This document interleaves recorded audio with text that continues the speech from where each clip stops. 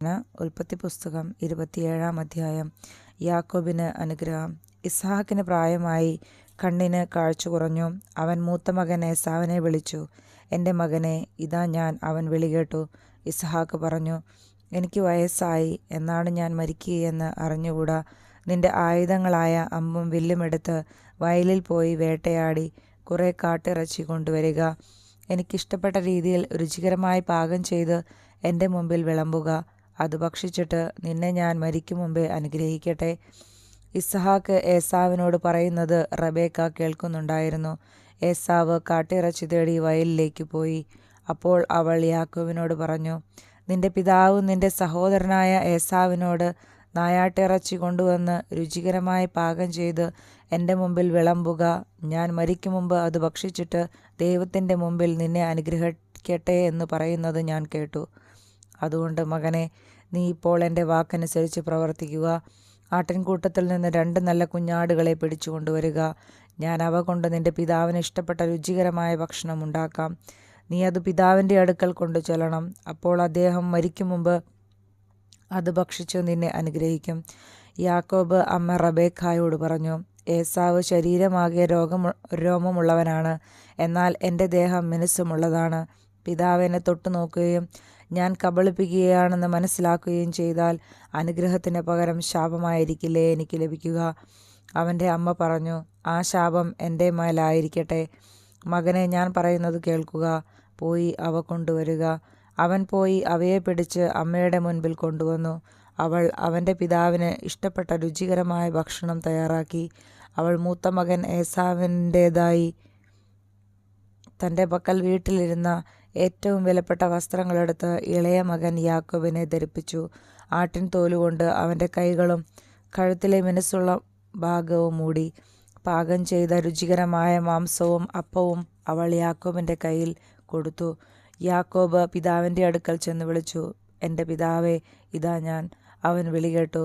നീ ആരാണ് മകനെ എന്ന് അവൻ ചോദിച്ചു. യാക്കോബ് മറുപടി പറഞ്ഞു, അങ്ങയുടെ കടഞ്ഞൂൽ പുത്രൻ ഏസാവാണ് ഞാൻ. അങ്ങ് ആവശ്യപ്പെട്ടതുപോലെ ഞാൻ ചെയ്തിരിക്കുന്നു. എഴുന്നേറ്റ് എൻ്റെ നായാട്ടിറച്ചി ഭക്ഷിച്ച് എന്നെ അനുഗ്രഹിച്ചാലും. എന്നാൽ ഇസ്ഹാക്ക് ചോദിച്ചു, എൻ്റെ മകനെ, നിനക്ക് ഇത് ഇത്ര വേഗം എങ്ങനെ കിട്ടി? യാക്കോബ് പറഞ്ഞു, അങ്ങയുടെ ദൈവമായ കർത്താവ് ഇതിനെ എൻ്റെ മുൻപിൽ കൊണ്ടുവന്നു. അപ്പോൾ ഇസ്ഹാക്ക് യാക്കോബിനോട് പറഞ്ഞു, അടുത്തു വരിക മകനെ, ഞാൻ നിന്നെ തൊട്ടുനോക്കി നീ എൻ്റെ മകൻ ഏസാവ് തന്നെയോ എന്നറിയട്ടെ. യാക്കോബ് പിതാവായ ഇസ്ഹാക്കിൻ്റെ അടുത്തു ചെന്നു. അവനെ തടവി നോക്കിയിട്ട് ഇസ്ഹാക്ക് പറഞ്ഞു, സ്വരം യാക്കോബിൻ്റേതാണ്, എന്നാൽ കൈകൾ ഏസാവിൻ്റേതും. ഇസ്ഹാക്ക് അവനെ തിരിച്ചറിഞ്ഞില്ല, കാരണം അവൻ്റെ കൈകൾ സഹോദരനായ ഏസാവിൻ്റെ കൈകൾ പോലെ രോമം നിറഞ്ഞതായിരുന്നു. ഇസ്ഹാക്ക് അവനെ അനുഗ്രഹിച്ചു. അവൻ ചോദിച്ചു, സത്യമായും നീ എൻ്റെ മകൻ ഏസാവ് തന്നെയാണോ? അതേ എന്ന് അവൻ മറുപടി പറഞ്ഞു. ഇസ്ഹാക്ക് പറഞ്ഞു, എൻ്റെ മകനെ, നിന്റെ നായാട്ടിറച്ചി കൊണ്ടുവരിക. അത് തിന്നിട്ട് ഞാൻ നിന്നെ അനുഗ്രഹിക്കട്ടെ. ഇസ്ഹാക്ക് അത് ഭക്ഷിക്കുകയും അവൻ കൊണ്ടുവന്ന വീഞ്ഞു കുടിക്കുകയും ചെയ്തു. ഇസ്ഹാക്ക് അവനോട് പറഞ്ഞു, നീ അടുത്തു വന്ന് എന്നെ ചുംബിക്കുക.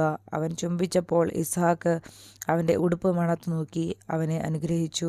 കർത്താവ് കനിഞ്ഞ് അനുഗ്രഹിച്ച വയലിൻ്റെ മണമാണ് എൻ്റെ മകൻ്റേതെന്ന് അവൻ പറഞ്ഞു. ആകാശത്തിൻ്റെ മഞ്ഞും ഭൂമിയുടെ ഫലപുഷ്ടിയും ദൈവം നിനക്ക് നൽകട്ടെ. ധാന്യവും വീഞ്ഞും സമൃദ്ധമാവട്ടെ. ജനതകൾ നിനക്ക് സേവ ചെയ്യട്ടെ. രാജ്യങ്ങൾ നിന്റെ മുമ്പിൽ തലകുനിക്കട്ടെ. നിന്റെ സഹോദരർക്ക് നീ നാഥനായിരിക്കുക. നിന്റെ അമ്മയുടെ പുത്രന്മാർ നിന്റെ മുൻപിൽ തലകുനിക്കട്ടെ. നിന്നെ ശപിക്കുന്നവൻ ശപ്തനും അനുഗ്രഹിക്കുന്നവൻ അനുഗ്രഹീതനുമാകട്ടെ. ഏസാവ് അനുഗ്രഹം യാചിക്കുന്നു. ഇസ്ഹാക്ക് യാക്കോബിനെ അനുഗ്രഹിക്കുകയും യാക്കോബ് അവൻ്റെ മുൻപിൽ നിന്ന് പുറത്തു കടക്കുകയും ചെയ്തപ്പോൾ നായാട്ടു കഴിഞ്ഞ് ഏസാവ് തിരിച്ചെത്തി. അവനും പിതാവിന് ഇഷ്ടപ്പെട്ട ഭക്ഷണം തയ്യാറാക്കി പിതാവിൻ്റെ അടുക്കൽ കൊണ്ടുവന്നിട്ട് പറഞ്ഞു, പിതാവേ, എഴുന്നേറ്റ് അങ്ങയുടെ മകൻ്റെ നായാട്ടിറച്ചി ഭക്ഷിച്ച് എന്നെ അനുഗ്രഹിച്ചാലും. നീ ആരാണ്? ഇസ്ഹാക്ക് ചോദിച്ചു. അവൻ പറഞ്ഞു, അങ്ങയുടെ കടിഞ്ഞൂൽ പുത്രൻ ഏസാവാണ് ഞാൻ. ഇസ്ഹാക്ക് അത്യധികം പരിഭ്രമിച്ച് വിറയ്ക്കാൻ തുടങ്ങി. അവൻ ചോദിച്ചു, നായാട്ടിറച്ചിയുമായി നിനക്ക് മുൻപ് എൻ്റെ മുൻപിൽ വന്നത് ആരാണ്? ഞാനത് തിന്നുകയും അവനെ അനുഗ്രഹിക്കുകയും ചെയ്തല്ലോ. അവൻ അനുഗ്രഹിക്കപ്പെട്ടവനായിരിക്കും. പിതാവിൻ്റെ വാക്ക് കേട്ടപ്പോൾ ഏസാവ് അതീവ ദുഃഖത്തോടെ കരഞ്ഞു. പിതാവേ, എന്നെയും അനുഗ്രഹിക്കുക, അവൻ അപേക്ഷിച്ചു. ഇസ്ഹാക്ക് പറഞ്ഞു, നിന്റെ സഹോദരൻ എന്നെ കബളിപ്പിച്ച് നിനക്കുള്ള വരം എന്നിൽ നിന്ന് തട്ടിയെടുത്തു. ഏസാവ് പറഞ്ഞു, വെറുതെയാണോ അവനെ യാക്കോബ് എന്ന് വിളിക്കുന്നത്? 2 തവണ അവൻ എന്നെ ചതിച്ചു. കടിഞ്ഞൂലാവകാശം എന്നിൽ നിന്ന് അവൻ കൈക്കലാക്കി. ഇപ്പോഴിതാ എനിക്കുള്ള അനുഗ്രഹവും അവൻ തട്ടിയെടുത്തിരിക്കുന്നു. വീണ്ടും അവൻ പിതാവിനോട് ചോദിച്ചു, എനിക്ക് വേണ്ടി ഒരു വരം പോലും അങ്ങ് നീക്കിവച്ചിട്ടില്ലേ? ഇസ്ഹാക്ക് പറഞ്ഞു, ഞാൻ അവനെ നിന്റെ യജമാനനാക്കി, അവൻ്റെ സഹോദരന്മാരെ അവൻ്റെ ദാസന്മാരും. ധാന്യവും വീഞ്ഞും കൊണ്ട് ഞാൻ അവനെ ധന്യനാക്കി. മകനെ, നിനക്ക് വേണ്ടി എന്താണ് എനിക്കിനി ചെയ്യാൻ കഴിയുക? എൻ്റെ പിതാവേ, ഒറ്റ വരമേ അങ്ങയുടെ പക്കലുള്ളൂ. എന്നെയും അനുഗ്രഹിക്കുക എന്ന് പറഞ്ഞ് അവൻ പൊട്ടിക്കരഞ്ഞു. അപ്പോൾ ഇസ്ഹാക്ക് പറഞ്ഞു, ആകാശത്തിൻ്റെ മഞ്ഞിൽ നിന്നും ഭൂമിയുടെ ഫലപുഷ്ടിയിൽ നിന്നും നീ അകന്നിരിക്കും. വാളുകൊണ്ട് നീ ജീവിക്കും.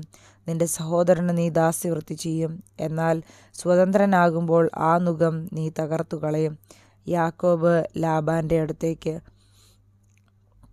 പിതാവ് യാക്കോബിന് നൽകിയ അനുഗ്രഹം മൂലം ഏസാവ് യാക്കോബിനെ വെറുത്തു. അവൻ ആത്മഗതം ചെയ്തു. പിതാവിനെപ്പറ്റി വിലപിക്കാനുള്ള ദിവസങ്ങൾ അടുത്തു വരുന്നുണ്ട്. അപ്പോൾ ഞാൻ അവനെ കൊല്ലും. മൂത്ത മകനായ ഏസാവിൻ്റെ വാക്കുകൾ റെബേക്കായുടെ ചെവിയിലെത്തി.